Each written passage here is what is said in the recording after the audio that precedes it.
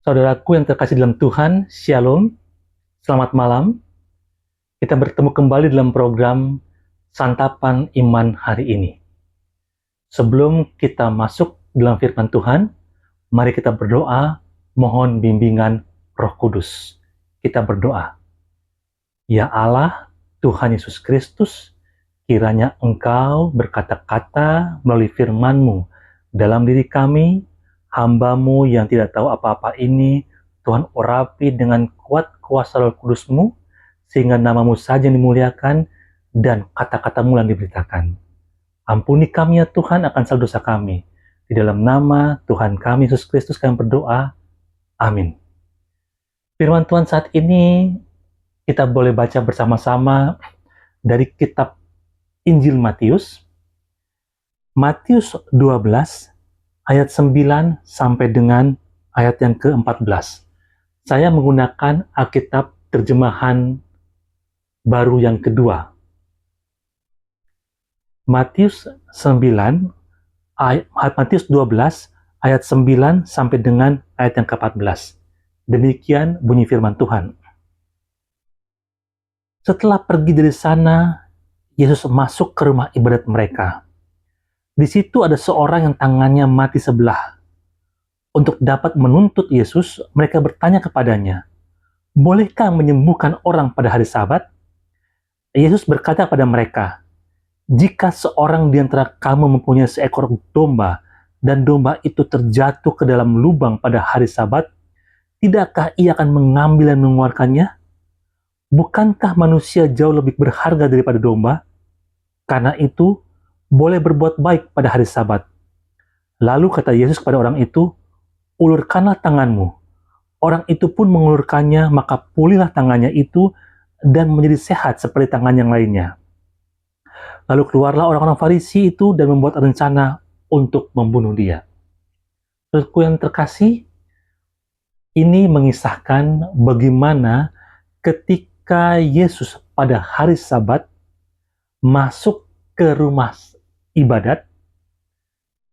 Kalau rumah ibadat berarti kan apalagi pada hari Sabat itu pasti banyak orang, dan di situ pasti juga ada orang-orang Farisi dan imam-imam Taurat. Kita ketahui bersama bahwa orang-orang Farisi dan imam Taurat ini sangat tidak menyukai Yesus. Mengapa mereka sangat tidak menyukai Yesus? Karena mereka merasa bahwa popularitas mereka semakin lama semakin hilang dengan adanya seorang yang bernama Yesus ini. Mereka merasa bahwa pengaruh mereka terhadap orang-orang Yahudi, orang-orang Israel, itu semakin lama semakin hilang. Kalau dibiarkan, maka mereka sama sekali tidak lagi mempunyai power apa-apa dalam mengatur kehidupan orang-orang Yahudi, secara khusus mengenai keagamaan orang-orang Yahudi. Orang-orang Taurat yang Farisi ini, selama ini merekalah yang menjadi dalam tanda kutip hukum bagi orang Yahudi, atau boleh dikatakan sebagai para penjaga hukum Taurat untuk orang-orang Yahudi. Jadi, mereka itu benar-benar merasa tersaingi dengan kedatangan Yesus Kristus. Kenapa? Karena setiap Yesus itu berkhotbah atau bercerita, terlebih lagi ketika dia mengadakan mujizat-mujizat, menyembuhkan orang sakit dan lain sebagainya, maka orang-orang semakin lama semakin banyak menjadi pengikut Yesus. Itu ancaman buat orang Yahudi. Itu ancaman buat keberadaan atau eksistensi para imam-imam Farisi dan ahli-ahli Taurat. Sehingga mereka akan berusaha menggunakan berbagai macam cara untuk apa? Untuk menjatuhkan Yesus. Untuk apa? Untuk menghancurkan nama baik Yesus. Sehingga apa? Sehingga ketika Yesus hancur, nama baik Yesus itu hancur, pengaruh Yesus itu juga hilang, maka orang-orang Yahudi yang selama ini sudah banyak mengikut Yesus akan kembali kepada mereka. Dan mereka kembali punya power lagi yang bisa mengatur orang-orang Yahudi. Jadi, motivasi mereka menjaga hukum Taurat itu bukan semata-mata demi Allah, tetapi semata-mata demi apa?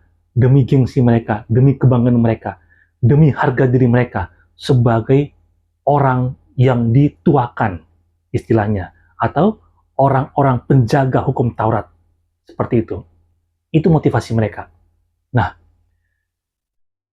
Matius 12 yang tadi ini, yang kita sudah baca sama-sama ini, ayat 9 sampai dengan 14, ini menceritakan bahwa pada hari Sabat, yaitu hari di mana orang-orang Yahudi itu beribadah di rumah-rumah ibadat.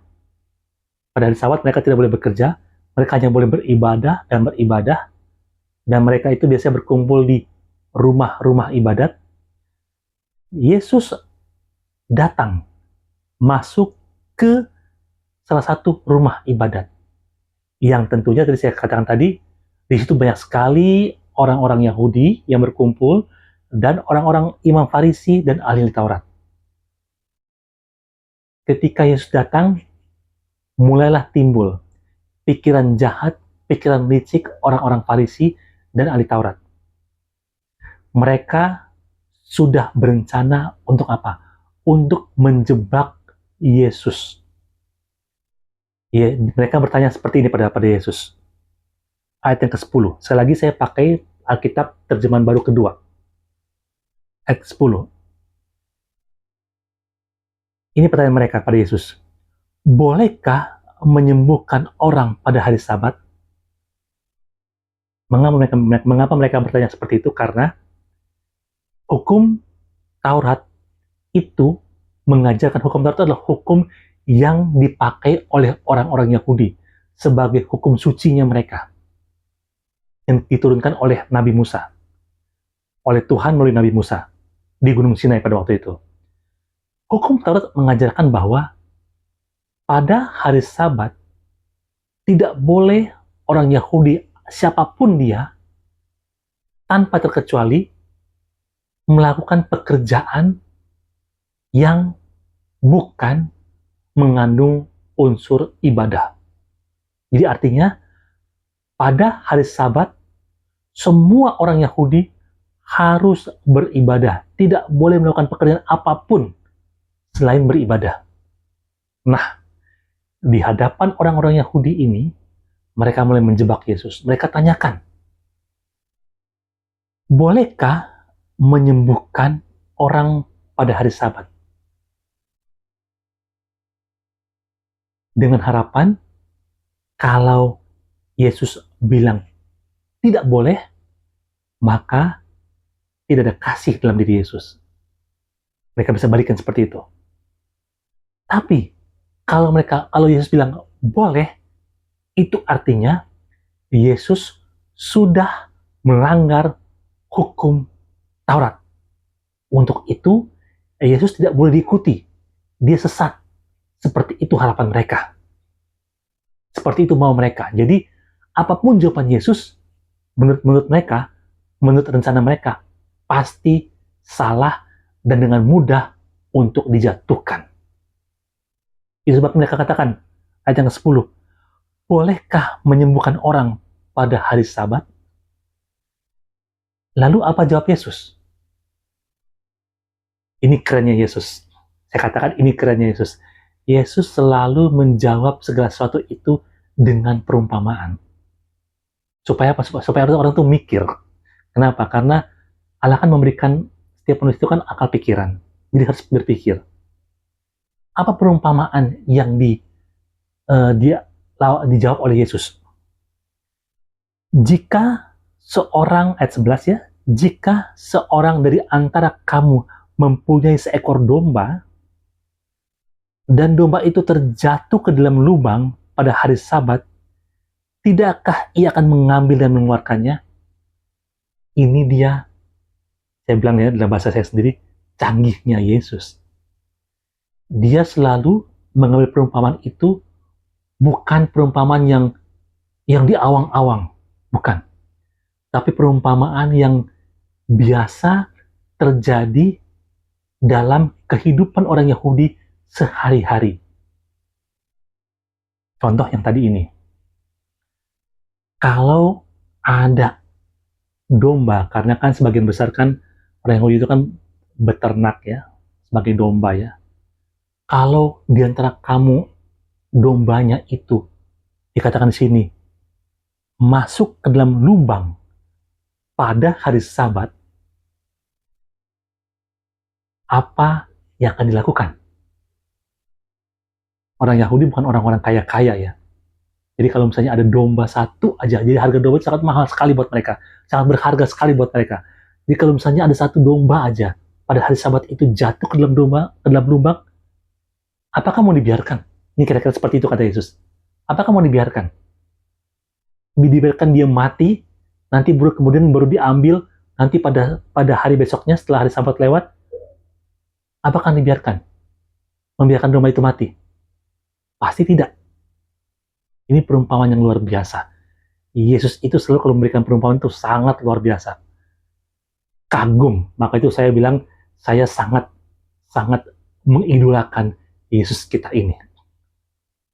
Dia bukan hanya Tuhan buat saya, tapi dia adalah idola buat saya. Jadi, dia ambil perumpamaan seperti itu. Terus kemudian ayat 12. Bukankah manusia jauh lebih berharga dari domba? Keren luar biasa. Saya bilang sekali lagi, keren luar biasa. Dimulai dari domba. Apa kamu biarkan domba kamu itu terperosok ke dalam lubang pada Sabat dan tunggu nanti setelah Sabat lewat baru kamu ambil dombanya? Keburu mati dombanya. Pasti kamu akan ambil dombanya walaupun itu hari Sabat. Itu pasti. Tuhan teruskan, kalau domba aja kamu peduli, apalagi manusia yang nilainya itu lebih berharga dibanding domba. Manusia itu ciptaan Allah yang paling mulia. Masa kita tidak tolong? Kira-kira seperti itu kira-kira jawaban Yesus. Keren. Saya katakan sekali lagi, keren. Luar biasa. Luar biasa. Orang kalau hidup dalam Allah, pasti diberikan hikmat juga sama seperti Roh Allah memberikan hikmat pada Yesus, kita pun juga pasti akan diberikan hikmat oleh Allah dalam mengatasi setiap permasalahan kita. Ketika kita dihadapkan oleh pilihan, kita mohon Allah berikan kita hikmat, Allah akan berikan kepada kita hikmat sehingga kita bisa memberikan pilihan yang benar, tepat seperti apa yang Allah inginkan. Yesus dengan hikmat sebagai Allah, dia bisa memberikan jawaban yang buat saya luar biasa kerennya. Lalu kita teruskan lagi ayat 12 tadi ya, bukankah manusia jauh lebih berharga daripada domba? Karena itu boleh berbuat baik pada hari Sabat dengan baik-baik. Boleh berbuat baik pada hari Sabat. Kenapa? Karena perbuatan baik itu merupakan ibadah. Pemahaman orang Yahudi, ibadah itu adalah datang ke rumah ibadah, bernyanyi, memuliakan Tuhan, berdoa, tok, sampai di situ. Itu pemahaman mereka. Tapi Yesus mengajarkan hal yang baru. Selain itu, ada lagi sesuatu yang dikatakan beribadah, apa itu? Perbuatan baik. Jadi, di saat mereka berbuat baik, meskipun itu terjadi pada hari Sabat, saat itu juga mereka dikatakan mereka sedang beribadah.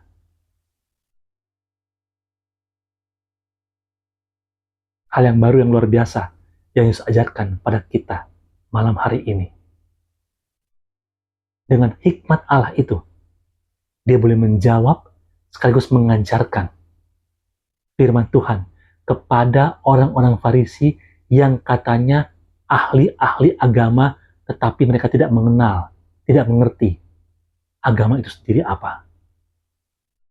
Mereka merasa bahwa mereka itu adalah orang-orang hebat yang dekat sama Allah, tapi mereka sesungguhnya jauh dari Allah. Hati mereka penuh dengan kebusukan, hati mereka penuh dengan kemunafikan, hati mereka penuh dengan kepalsuan. Itu yang Yesus tidak suka pada mereka. Jadi kita semua jangan sampai hati kita penuh dengan kemunafikan, penuh kepalsuan, dan penuh dengan kejahatan. Kalau itu yang terjadi, maka kita tidak beda dengan orang-orang Farisi. Tapi saya percaya semua pemirsa yang saat ini ikut melihat atau mendengarkan program Santapan Iman hari ini, semuanya itu orang-orang baik semua. Saya percaya. Amin. Haleluya. Saya teruskan lagi. Lalu kata Yesus kepada orang itu, ulurkanlah tanganmu. Jadi ternyata pada saat itu ada orang yang sedang sakit. Orang yang tangannya itu ayat 10, di situ ada seorang yang tangannya mati sebelah. Orang Farisi tahu, orang Farisi bisa mereka tahu pasti Yesus mau menyembuhkan orang ini. Kalau Yesus menyembuhkan orang ini, makin habislah kita, makin habislah riwayat kita, makin habislah pamor kita. Maka itu sebelum Yesus menyembuhkan, mereka langsung cut dengan pertanyaan yang menjebak. Tapi sayangnya dibalikin lagi oleh Yesus dengan hikmat Allah itu.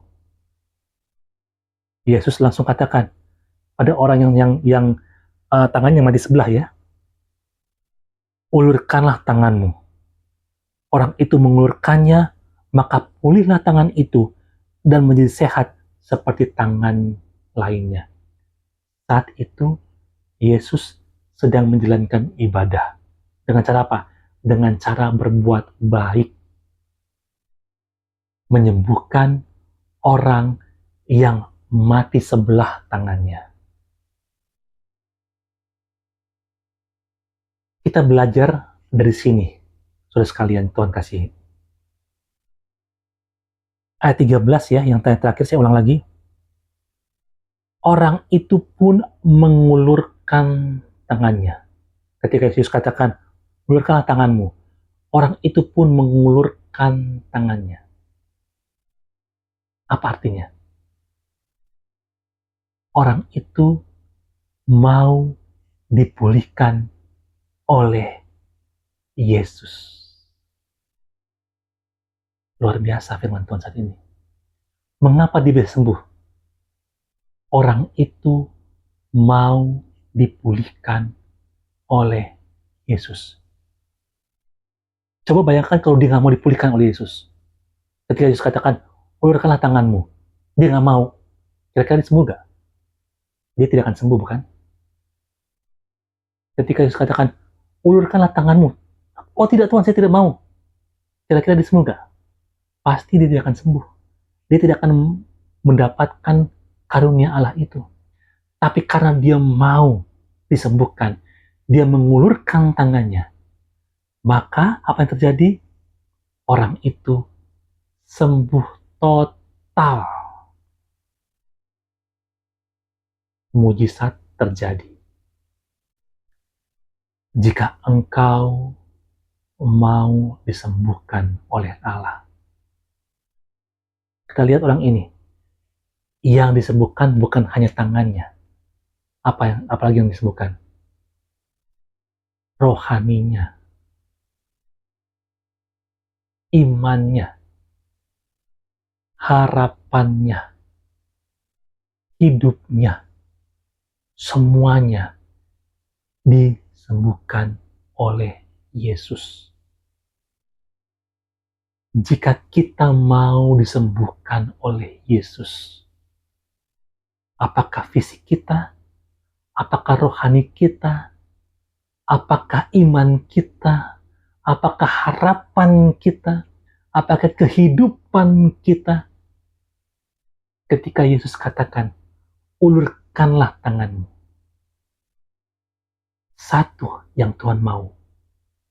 Kita katakan, ya Tuhan, sembuhkanlah aku. Kita percaya Allah pasti bisa menyembuhkan. Tapi pertanyaannya adalah, apakah kita mau dipulihkan oleh Allah? Apakah kita mau disembuhkan oleh Allah? Jika mau, katakan pada Allah, ya Allah, aku mau Engkau pulihkan. Aku mau Engkau sembuhkan. Aku mau Engkau jamah ya Tuhan. Karena aku yakin percaya Engkau adalah Allah yang Maha Kuasa. Allah yang peduli dan sayang sama aku. Sayang pada anakmu ini. Sambut tangan Allah. Sambut zaman Allah.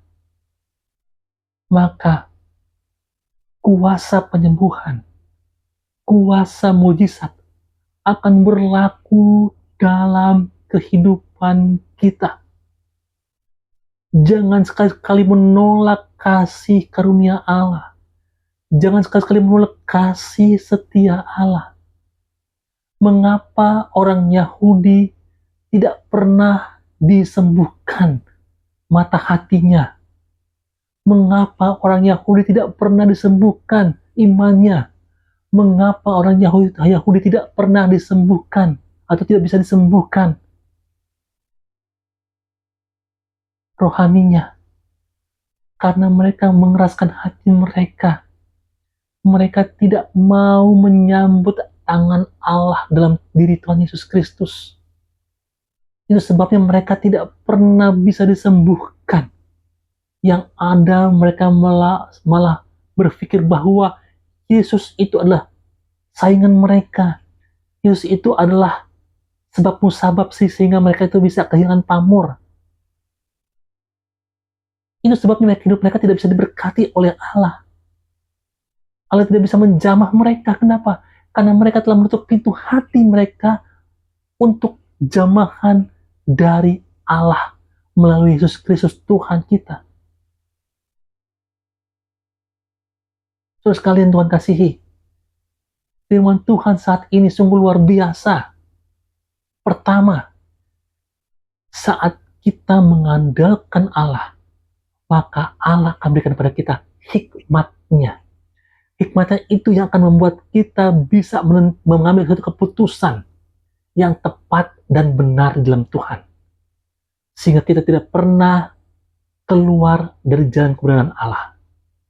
Kita tidak pernah tersesat. Oleh karena apa? Oleh karena keputusan yang sudah kita ambil itu adalah keputusan yang berasal daripada Roh Allah yang benar dan luar biasa. Yang kedua, firman Tuhan mau agar kita senantiasa mau membuka hati kita, menyambut uluran tangan Allah. Agar apa? Agar kita selalu dipulihkan, disembuhkan dengan kuasa darah Allah. Jangan seperti orang-orang Farisi dan ahli-ahli Taurat yang mereka merasa bahwa dirinya itu hebat, tidak mau menerima pertolongan Allah, yang merasa bahwa tanpa Allah mereka bisa. Mereka berpikir bahwa mereka itu mengenal Allah, mereka berpikir bahwa mereka itu dekat sama Allah, tetapi pada kenyataannya hati mereka itu penuh dengan kepalsuan, penuh dengan kemunafikan, penuh dengan dosa, penuh dengan kesombongan, penuh dengan kencokakan. Untuk orang-orang seperti itu, Allah tidak berkenan. Kalau itu terus-menerus dipelihara oleh hati kita, sekali lagi saya percaya Bapak Ibu tidak seperti itu, tapi mungkin ada orang-orang yang terus-menerus memelihara hal-hal jahat dalam diri mereka, tidak mau mengandalkan Tuhan, tidak mau menerima urusan tangan Tuhan. Apa yang terjadi? Kita lihat ayat 14. Lalu keluarlah orang Farisi itu dan membuat rencana untuk membunuh dia. Orang yang mengaku dekat pada Allah, kenyataannya adalah apa? Ingin membunuh Allah. Wow. Itu sebabnya pada firman Tuhan yang kemarin, ya, yang kemarin sudah dibuat, saya buat itu, ya. Pada akhir zaman itu banyak orang yang berseru-seru, Tuhan, Tuhan, bukankah aku bernubuat demi namamu? Tuhan katakan, aku tidak mengenal engkau, hai kamu, orang-orang yang berbuat kejahatan. Itu berlaku untuk mereka ini, Yahudi ini, orang-orang ahli Farisi ini, ahli Taurat ini dan Imam Farisi, mengaku dekat sama Tuhan, mengaku kenal sama Tuhan, setiap hari ngomong soal Tuhan, Tuhan dan Tuhan, bahkan mereka bisa bernubuat demi nama Tuhan, tapi sesungguhnya hati mereka penuh dengan kepalsuan. Bahkan mereka mau membunuh karya Tuhan, membunuh firman Tuhan, membunuh segala sesuatu yang datangnya dari Allah.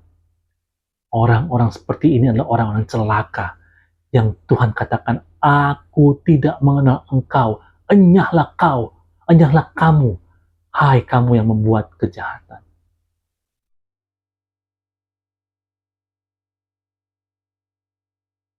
Terima uluran tangan Tuhan. Katakan pada Tuhan, aku mengasihi